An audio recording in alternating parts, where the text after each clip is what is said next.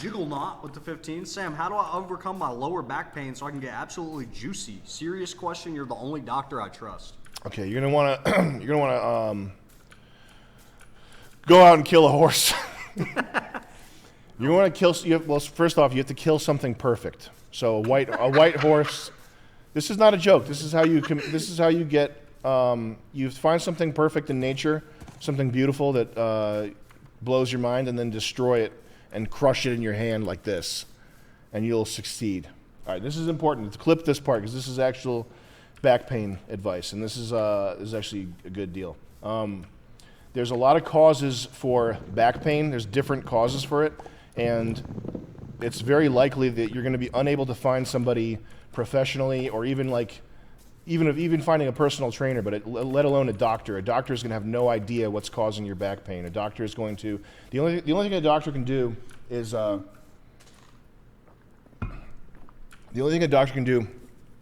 give you muscle relaxants and recommend surgery and possibly molest you. That's what happened when I had back pain. I went to the doctor. He offered me muscle relaxants. He then said we could do surgery, and then he tried to put his fingers in the elastic of my underwear. This is like a regular doctor, okay? And I know 5 people in my life, just personally, who I've met over the years, who some I'm close to and some I'm not, who have doctor molestation stories, had their hands on their tits for too long. But fuck doctors. Doctors have no idea what they're doing, especially when it comes to back pain. So the causes, it could be, there's a bunch of different things that it could be. It could be not moving. That's number one. If you sit in a computer chair all day, your back doesn't get circulation the same way the rest of your body does. There's no, as far as I know, there's very little in terms of capillaries and blood flow in your back. It actually, the fluid, the the scar tissue and the dead cartilage and all the junk that accumulates, the way that gets fleshed out and the way that those joints gets replenished is by mechanical fluid pumping action, aka walking. So if you're sitting all day, your back is not getting any circulation, and all those joints are getting dried out and messed up.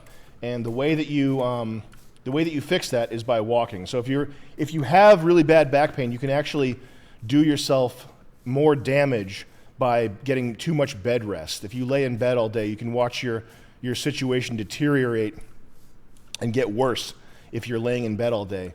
So you got to walk, and if you go to a chiropractor, they even have a machine that moves your legs for you as if you were walking, which I guess is for really fat people or really lazy people. But you go to the chiropractor and they put you on a machine that makes your legs go like this for 20 minutes to simulate walking. But that's how you get that mechanical fluid pump in your back. So you have to have activity. And especially if you're in pain. If you're in pain, this is step one to recovery is moving. And it can just be a light walk. Start paying attention to how you're walking. Do you wear heavy boots? Do you have some kind of weird thing in your gait that throws you're duck-footed or something, something that you can correct? Do your feet overpronate? Just pay attention to what your knees and your feet are doing when you walk, and make sure you're not wearing heavy boots. Make sure you're not stepping heavy if you have a heavy step. That's something I don't understand, but every girl I've ever seen, every girl I've ever met walks like this.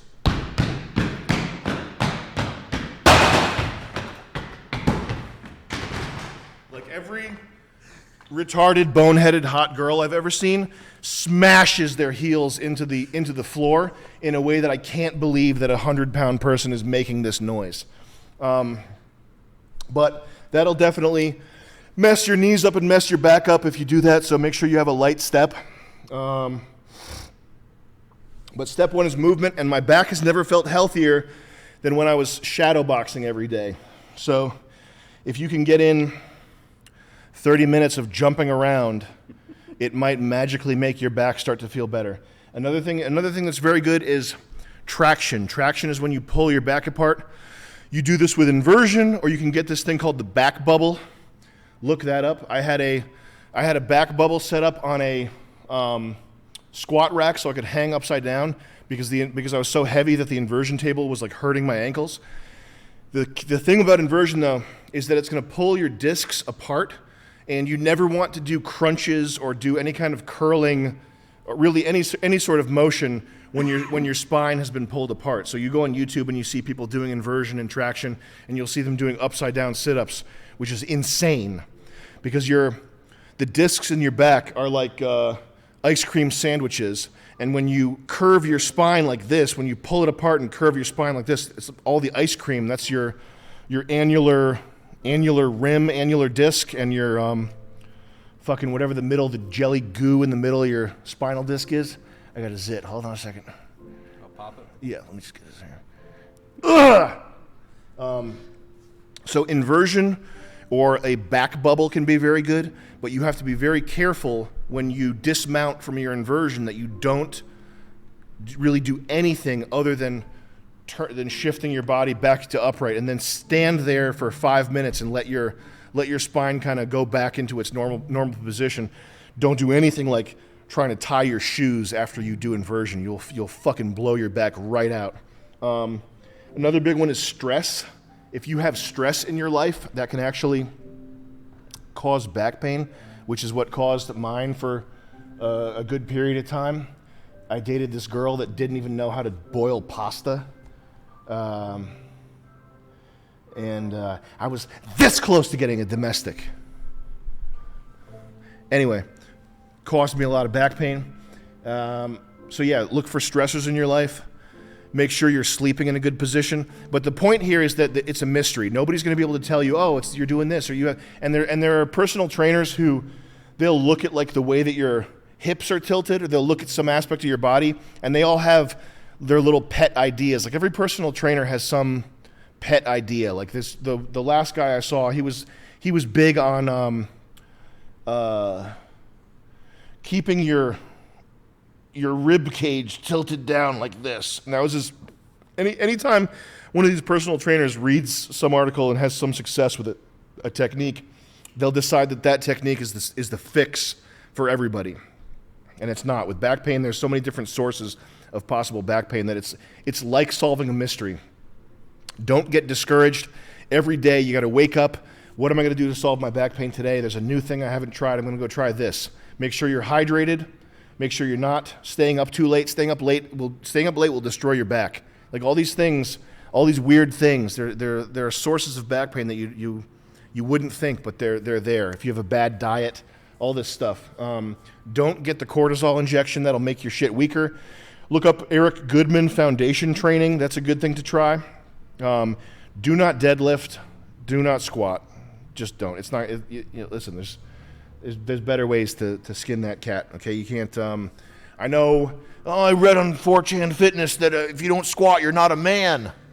Well, you're going to be a very sad man indeed if you're trying to squat to fix your back. Oh, when I had back pain, deadlifting fixed it.